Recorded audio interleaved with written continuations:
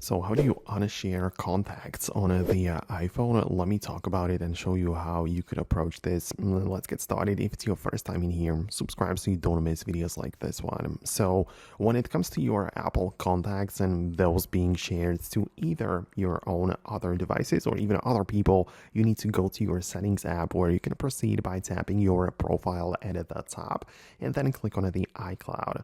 This is where you can manage all of these services, but just see all of them like this and find contacts, and very likely it is turned on, so you can disable it like this.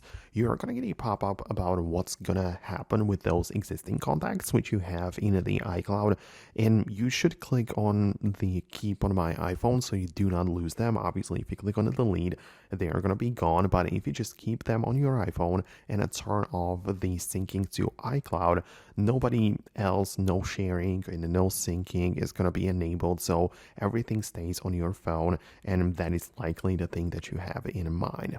Keep in mind, however, that it doesn't have to be shared over iCloud only, because if you are on the main settings page and go to apps and at the bottom, from this, when you pick the contacts, you can also manage the accounts, and it is possible that you also have a Gmail account with your contacts or even other, right? And if anyone else is signed in with the same account, then they also have access to those contacts. So you should kind of pay attention to it and make sure you don't have contacts stored on some Gmail accounts. And if you do, then nobody else has access to those. So I hope it helps. I just wanted to explain the whole thing.